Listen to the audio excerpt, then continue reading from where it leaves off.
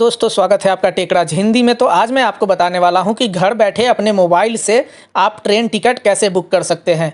तो चलिए शुरू करते हैं। देखिए, मोबाइल से ट्रेन टिकट बुक करने के लिए सबसे बेस्ट है IRCTC का ऐप। अगर आपके पास ऐप है तो ठीक है, नहीं तो आप गूगल प्ले स्टोर पर जा करके और ईजिली आप डाउनलोड कर सकते हैं।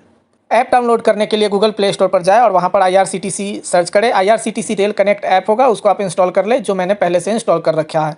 अब इस ऐप को ओपन कर लेना है। ओपन करने के बाद अगर आपने पहले से लॉगिन आईडी पासवर्ड बना के रखा है तो आप उससे लॉगिन कर सकते हैं। अगर नहीं बना के रखा है तो आपको लॉगिन आईडी बनाना होगा। मेरे पास पहले से लॉगिन आईडी है तो मैं यहाँ पे लॉगिन कर लूँगा।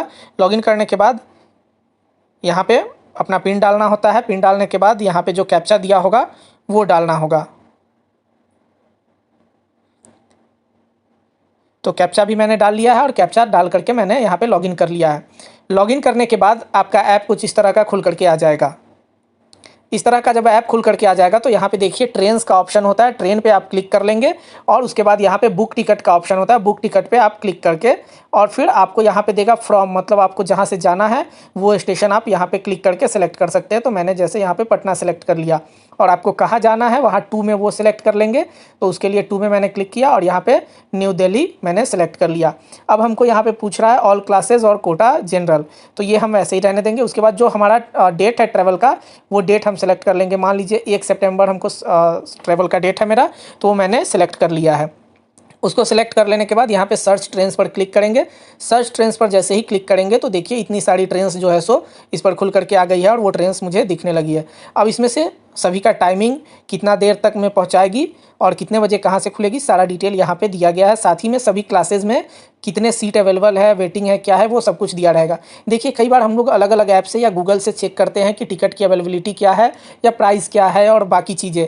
तो देखिए, सबसे बेस्ट जो है वो आपको इस ऐप पे आप आइएगा। ये ऑफिशियल है। यहाँ पे जो भी आपको डाटा मिलेगा वो ऑथेंटिक और अपडेटेड मिलेगा। बाकी जगह पे हो सकता है जो डाटा आपको मिले वो यहाँ पे आकर के फिर आपको नहीं मिले। तो देखिए, जैसे यहाँ पे दिखा रहा है कि पटना से दिल्ली के बीच 1 सितंबर को इतनी सारी ट्रेन्स है, जिसमें कि सप्तक्रांति, राजधानी, उसके बाद बहुत विक्रमशिला, सीमांचल, कई सारी ट्रेन्स है। अब सभी ट्रेन्स में हम चाहे तो देख सकते हैं यहाँ पर क्लिक करके जिस भी क्लास में हमको टिकट बुक करना है उस क्लास में क्या है। देखिए, 3rd AC में, जैसे कि मैंने इसमें चेक किया है तेजस में, तो 3rd AC में वेटिंग लिस्ट WL 38 दिखा रहा है, मतलब वो वेटिंग लिस्ट है 38। उसके बाद 2 सितंबर को उसी ट्रेन में RAC 20 है और 3 सितंबर को 190 सीट अवेलेबल है। तो अगर हम चाहें तो उस डेट को कर सकते हैं। इसी तरह से अगर हमको 2nd AC का चेक करना है तो 2A पर क्लिक करेंगे। 2A का मतलब होता है 2nd AC, तो उसमें भी दिखा देगा सीट क्या है। अगर हमको 1st AC में बुक करना है तो उस पर क्लिक करके देख सकते हैं। इसी तरह से अगर सप्तक्रांति का चेक करें तो उसमें स्लीपर, 3rd AC और 1st AC, 2nd AC सबका हम सीट चेक कर सकते हैं। अब मान लीजिए जैसे राजधानी एक्सप्रेस का मैंने यहाँ पे चेक किया, 1 सितंबर को राजधानी एक्सप्रेस में टिकट दिखा रहा है कि अवेलेबल है। अगर हमको इसको बुक करना है तो हम सिंपली इस पर क्लिक कर लेंगे यहाँ पे। उसके बाद देखिए यहाँ पे प्राइस दिखा रहा है, जो फेयर है वो दिखा रहा है यहाँ पे। इसके बाद पैसेंजर डिटेल पर क्लिक कर लेंगे। पैसेंजर डिटेल पर क्लिक करने के बाद कुछ इस तरह का खुल करके आ जाएगा, जिसमें कि यहाँ पे ट्रेन का नाम और नंबर रहेगा, कब और कहाँ से खुलेगी। तो पटना जंक्शन से 21:40 बजे खुलेगी 1 सितंबर को और 12 घंटे 25 मिनट इसको लगेंगे दिल्ली पहुँचने में। 10:05 पे न्यू दिल्ली में ये 2 सितंबर को पहुँच जाएगी। ये है। उसके बाद अब यहाँ पे क्या है कि सेलेक्ट पैसेंजर है, तो ऐड न्यू करना होगा। यहाँ पे हम ऐड न्यू पे क्लिक करेंगे। जो भी पैसेंजर हमको जो ट्रैवल करने वाला है उनका नाम लिखेंगे। अगर एज 4 साल से ऊपर का है तो जो भी एज है वो हम लिख देंगे और यहाँ पे जेंडर सेलेक्ट कर लेना है। नेशनलिटी इंडियन है। अगर हम बर्थ कुछ प्रेफरेंस देना चाहते हैं कि अगर हमको अपर बर्थ चाहिए, लोअर बर्थ चाहिए, साइड लोअर चाहिए, जो भी, तो हम यहाँ पे आकर के मान लीजिए साइड लोअर सेलेक्ट कर लिए है तो ये प्रेफरेंस हो जाएगा। देखिए, इसका कोई कंफर्मेशन नहीं होता है कि आप जो बर्थ सेलेक्ट कर लिए वो आपको मिल ही जाएगा, लेकिन अगर वो अवेलेबल होगा तो आपको मिल जाएगा। साथ में यहाँ पे मील प्रेफरेंसेस है, तो इसमें हम चाहे तो वेज नॉन वेज जो भी ये चूज कर सकते हैं। तो मान लीजिए मैंने यहाँ पे वेज चूज कर लिया। ये सिर्फ राजधानी में देता है मील प्रेफरेंसेस, बाकी ट्रेनों में, सभी ट्रेनों में ये नहीं होता। अब यहाँ पे हम ऐड पैसेंजर कर लेंगे। अगर इसके अलावा हमको और भी पैसेंजर, मान लीजिए कोई है जो जिसको ले जाना है साथ में, तो एक और पैसेंजर का मैंने नाम ले लिया और यहाँ पे फिर से उनका भी सेम सारा डिटेल जो है सो फिल कर दिया है और फिल करने के बाद ऐड पैसेंजर कर दिया। तो 2 पैसेंजर यहाँ पे ऐड हो गए हैं। मान लीजिए कि अगर हमको कोई इन्फेंट है हमारे साथ, कोई बच्चा है तो वो हम यहाँ पे ले लेंगे। तो ऐड इन्फेंट विदाउट बर्थ और ऐड इन्फेंट विथ बर्थ, अगर इन्फेंट के लिए भी बर्थ आपको चाहिए तो वो भी आप कर सकते हैं, और अगर नहीं बिना बर्थ के आपको उनको ले जाना है सिर्फ साथ में, तो आप यहाँ पे विदाउट बर्थ मान लीजिए सेलेक्ट कर लिया है। सेलेक्ट करने के बाद उनका भी डिटेल दे देंगे। एज देखिए इन्फेंट में होता क्या है कि 4 साल से कम का होना चाहिए, तो वो आप एज मान लीजिए जो भी है वो आप सेलेक्ट कर लेंगे और इसको ऐड कर लेंगे। इसका टिकट आपको, इसका कोई चार्ज नहीं लगना। उसके बाद आपको यहाँ पे पैसेंजर का मोबाइल नंबर देना है। ये ज़रूरी नहीं है कि जिससे आप बुक कर रहे हैं उसी का हो, आप कोई भी मोबाइल नंबर, पैसेंजर का मोबाइल नंबर यहाँ पे दे सकते हैं। साथ में ईमेल आईडी उसी पर आपको वो दिया जाएगा, जो भी टिकट का डिटेल है वो आ जाएगा। उसके बाद है कि यहाँ पे जीएसटी वगैरह का डिटेल है, पे थ्रू।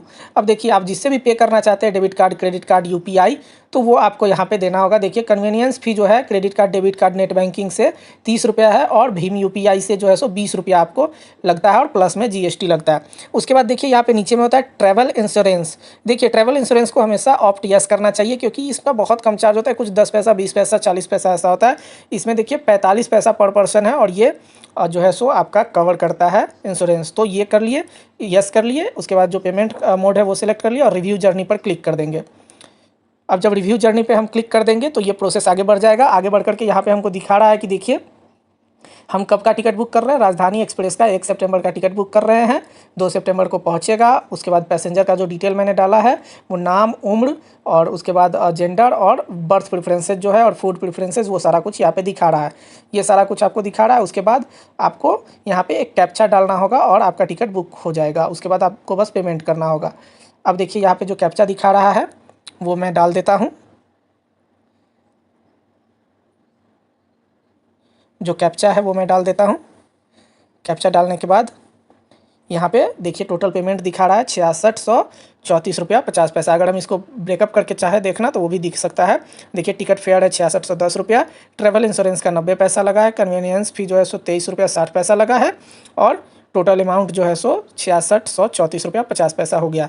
अब बस मुझे यहाँ पे कुछ नहीं करना है, प्रोसीड टू पे पर क्लिक करना है। उसके बाद यहाँ पे देखिए कुछ नोटिफिकेशन आ गया, उसको यस कर देना है। जैसे ही यस करेंगे तो ये पेमेंट पेज पर आ गया। अब देखिए ये पेमेंट पेज पर आ गया। अब जिससे भी हमको पेमेंट करना है, फ़ोनपे हो गया, क्रेड हो गया, गूगल पे हो गया, जिससे भी हमको पेमेंट करना है, या IRCTC का अपना ऐप है उससे, तो हम बस उस पर क्लिक करेंगे। क्लिक करने के बाद यहाँ पे प्रोसीड टू पे पर क्लिक करेंगे। प्रोसीड टू पे पर क्लिक करने के बाद यहाँ पे आ गया फिर से।